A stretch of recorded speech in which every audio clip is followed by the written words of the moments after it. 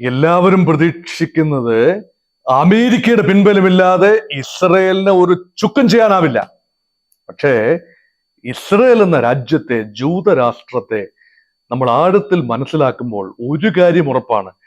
അവര് എല്ലാ പ്രതിബന്ധങ്ങളെയും എക്കാലത്തും നേരിട്ട് എല്ലാ സമയത്തും നമ്പേഴ്സ് അവർക്ക് പ്രതികൂലമായിരുന്നു. അനേക അറബ് രാജ്യങ്ങൾ ചുറ്റും നിന്ന് അവരുടെ ശക്തമായ സൈനിക വിന്യാസം ഇസ്രായേലിനെതിരെ ഉപയോഗിക്കുമ്പോഴും അമേരിക്കയുടെ സഹായം ഉണ്ട് എന്ന് പറയുമ്പോഴും ഇസ്രയേലിന്റെ ഒരു സർവൈവൽ ഇൻസ്റ്റിങ്ക്റ്റ് വളരെ പ്രധാനമാണ്. പക്ഷേ ഇവിടെ സ്ഥിതിഗതികൾ മാറിയിരിക്കുന്നു. 21-ാം നൂറ്റാണ്ടിന്റെ 2-ാം ദശകം കഴിഞ്ഞ് 3-ാം ദശകത്തിലേക്ക് കടക്കുമ്പോൾ 2024 നിന്ന് നോക്കുമ്പോൾ പഴയ ഇസ്രയേൽ അല്ല ഇന്നത്തെ ഇസ്രയേൽ, പഴയ അറബ് രാജ്യങ്ങളല്ല ഇന്നത്തെ അറബ് രാജ്യങ്ങൾ. കുറച്ചുകൂടി പ്രായോഗികമായി ചിന്തിക്കാൻ അറബ് രാജ്യങ്ങളും ഇസ്രയേലും പഠിച്ചിരിക്കുന്നു. ആകെ ഉണ്ടായ പ്രശ്നം എന്ന് പറയുന്നത് പലസ്തീനിയൻ വിഷയമാണ്. ഗസയിൽ നടക്കുന്ന ഒരു പോരാട്ടം. ആ പോരാട്ടത്തിൽ ഒരുപക്ഷെ കാൽക്കുലേഷൻസ്, രണ്ടു ഭാഗത്തും കാൽക്കുലേഷൻസ് പഠിച്ചു. ഹമാസിന്റെ ഭാഗത്തുണ്ടായ ഒരു calculation, unacceptable damage to Israel leading to the formation of an independent state, ഒരു സ്വതന്ത്ര രാജ്യം, സ്വതന്ത്ര പാലസ്തീൻ ഉണ്ടാക്കിയെടുക്കാം എന്ന ഒരു പ്രതീക്ഷ. ആ പ്രതീക്ഷ ഏതാനും ഇസ്രായേലി പൗരന്മാരെ കൊന്നൊടുക്കുകയും ഇസ്രായേലിന്റെ സുരക്ഷയെ അയൺ ഡോമിനെ പെനിട്രേറ്റ് ചെയ്തുകൊണ്ട് ഇസ്രായേലിനെതിരെ അതിശക്തമായ ആക്രമണം നടത്തുകയും ചെയ്യുമ്പോൾ ഒരുപക്ഷെ സമാധാനത്തിന് ഇസ്രായേൽ വഴങ്ങും, ഒരു ദ്വിരാഷ്ട്ര സമാധാന ഫോർമുല ഉണ്ടാകും, അങ്ങനെ പൂർണ്ണ സ്വതന്ത്ര പാലസ്തീൻ സാധ്യമാകും, എന്നെങ്കിലും അതിന് ലോകരാജ്യങ്ങൾ ഇടപെടും എന്ന ഒരു ഹമാസിന്റെ പ്രതീക്ഷ. ആ പ്രതീക്ഷ ഭാഗികമായ സ്ഥാനത്തായിരിക്കുന്നു. ഓസ്ലോ 1-2 കരാറുകൾ അതിന്റെ സ്പിരിറ്റ് മുന്നോട്ട് കൊണ്ടുപോകാനാവാത്തൊരു നിലയിലാണ് ഇപ്പോൾ നിൽക്കുന്നത്. മറിച്ച് ഇസ്രായേലിന്റെ ഭാഗത്തു നിന്ന് തിരിച്ചടി എന്തായാലും ഉണ്ടാകണമല്ലോ. ഹമാസിന്റെ ഭാഗത്തു നിന്ന് ഇസ്രായേലിലേക്ക് കടക്കുമ്പോൾ ഇസ്രായേലിൽ നിന്നും ഹമാസിനെ ഗാസയിൽ കയറി തിരിച്ചടിക്കേണ്ട ആവശ്യമുണ്ടല്ലോ.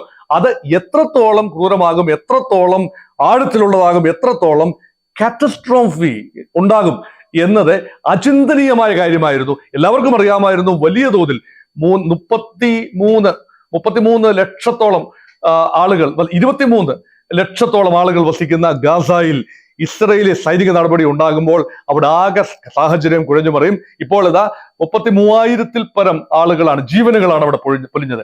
അപ്പൊ ആ വിഷയം പരിഹാരമില്ലാതെ നിൽക്കുന്നു. ഇപ്പോൾ വലിയൊരു ഭാഗം ആളുകൾ, ജനസംഖ്യയുടെ പകുതിയും റഫ അതിർത്തിയിൽ കേന്ദ്രീകരിച്ചിരിക്കുന്നു. റഫയിലേക്കുള്ള, ഇവിടെയാണ് ഇറാൻ വിഷയം പ്രസക്തമാകുന്നത്. റഫയിലേക്ക് കടന്നു കയറാൻ തക്കം പാർത്ത് നിൽക്കുകയാണ് ഇസ്രയേൽ. അവസാന തുരുത്താണ്, ഒറ്റപ്പെട്ട അവസാന ഹമാസ് തുരുത്തായ റഫയിലേക്ക് ഒരു സൈനിക നടപടി നടത്തുന്നത് അമേരിക്കയും സഖ്യകക്ഷികളും ശക്തമായി ഇസ്രയേലിനെ വിലക്കിയിരിക്കുകയാണ്. അതുണ്ടാക്കുന്ന ട്രാജഡി, ഹ്യൂമൻ ട്രാജഡി വളരെ ഭീകരമായിരിക്കും, ഭീതിതമായിരിക്കും. അതുകൊണ്ട് അത് ഒഴിവാക്കണമെന്നാണ്. പക്ഷെ ഇപ്പോൾ ഇസ്രയേലിന് ഒരു ന്യായം പറയാം. ഇറാൻ ആക്രമിച്ചിരിക്കുന്നു, ഹൂതികൾ അതിൽ പങ്കെടുത്തിരിക്കുന്നു, ഹിസ്ബുള്ള പങ്കെടുത്തിരിക്കുന്നു. അപ്പൊ ഹമാസ് എന്ന വിപത്തിനെ എന്ത് വില കൊടുത്തും മനുഷ്യനാശം ഉണ്ടായാലും അത് ഞങ്ങൾ പരിഹരിച്ചിരിക്കും, ഞങ്ങൾ അവസാനിപ്പിച്ചിരിക്കും എന്നതുകൊണ്ട് ആ ഭാഗത്തേക്ക് ശ്രദ്ധ തിരിയാനുള്ള എല്ലാ സാഹചര്യവും കാണുന്നു. ഇവിടെ നോക്കുക, യുണൈറ്റഡ് സ്റ്റേറ്റ്സ് ഓഫ് അമേരിക്കയ്ക്ക് ഒരു പോളിസി ഉണ്ട്. എക്കാലത്തും യഹൂദനെ സപ്പോർട്ട് ചെയ്യുന്ന ഒരു പോളിസി ആയിരുന്നു എന്നാണ് നമ്മൾ വിചാരിച്ചിരുന്നത്. അത് കുറച്ചൊക്കെ ശരിയുമാണ്.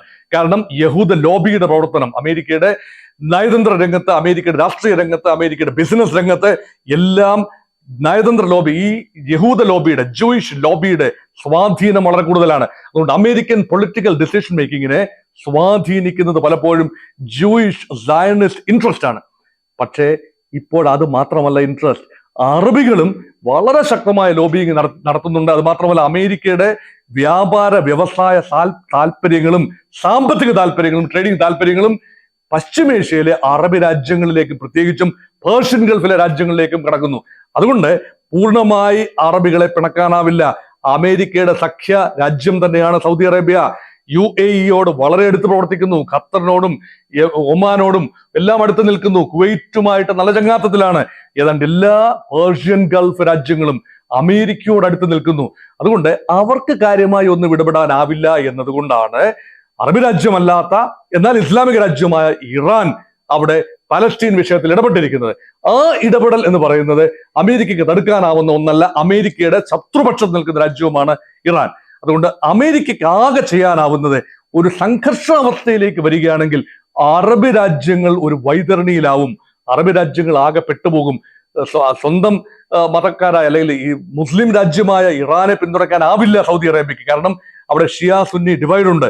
സൗദി അറേബ്യക്ക് ഒരിക്കലും ഇറാനെ പിന്തുണയ്ക്കാനാവില്ല. അമേരിക്കയ്ക്ക് പരസ്യമായി പിന്തുണ, ഇസ്രായേലിനും അമേരിക്കയ്ക്കും പരസ്യമായി പിന്തുണയുമായി വന്നാൽ അവിടുത്തെ ജനങ്ങൾ എങ്ങനെ പ്രതികരിക്കുമെന്നറിയില്ല. അതുകൊണ്ട് അറബി ഭരണകൂടങ്ങൾ വളരെയധികം ഒരു സന്നിഗ്ധാവസ്ഥയിലാണ്.